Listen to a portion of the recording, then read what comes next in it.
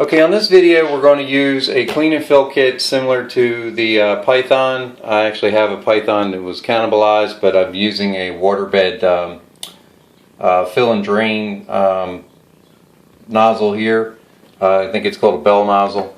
It's already been attached. I'm going to go ahead and put my hose onto it, and then I will run that out to my tank, and I'll show you how I do my clean and fills on my 55-gallon aquarium. And I don't use as much money by doing it this way, and I'll show you the little trick that I have.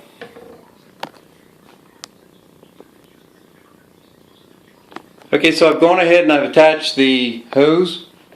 Now you can get whatever length of hose you want when you're doing this, or this is just the regular kit that you get with your Python clean and fill.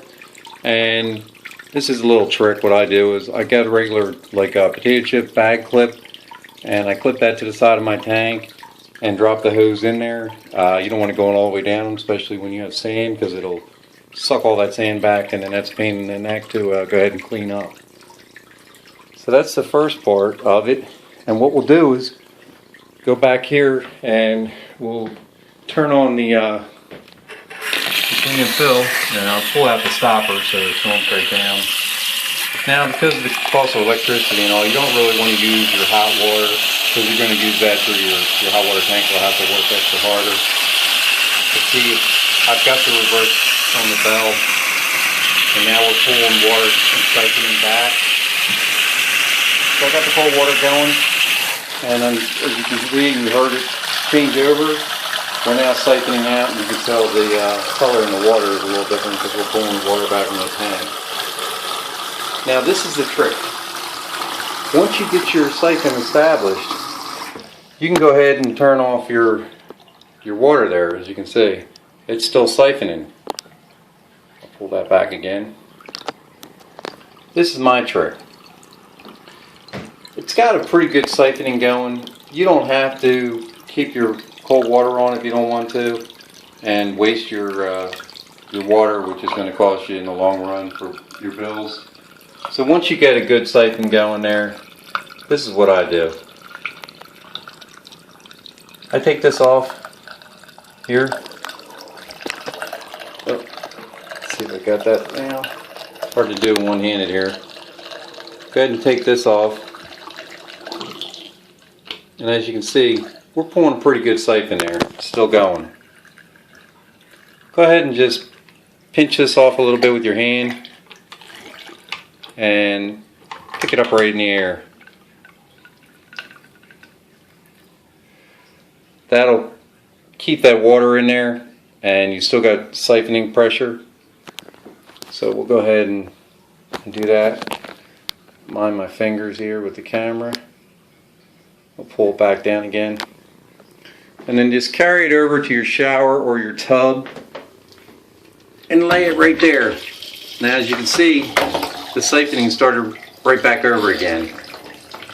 That just isn't costing you any money. All you're doing is you're pulling the water down from the tank, and it's siphoning right down the drain. You don't need to have the faucet on, and that'll be cheaper on your water bill in the long run. Now, if you remove the bell completely, you really get a lot of suction out of this.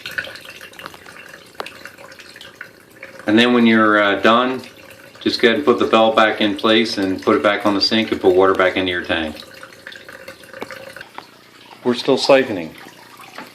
Now I got my pumps on right now, so this is what you should do. You should de-energize everything. Like this. I have everything on a power strip. And what I do is I just disconnect the power strip, and we're good to go. So we'll go ahead and do that. Pull the pumps out, and the heater.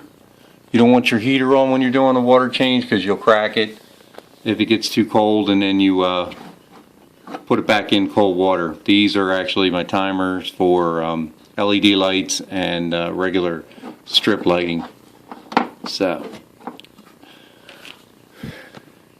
now, once that's pulled down a good amount of water, you can still go ahead and you can do your siphoning on the bottom to get all the dirt and debris off and the detritus off the bottom of the tank. At because that's what you're supposed to do. But right now, just getting everything started, I have it holding there so I'm not sucking any sand up. Now, as you can see, as I get closer here, you should be able to see some of the debris come right up. And that's enough suction power to just bring up anything. There's some old food down there and some fish waste. And it's coming right out of there.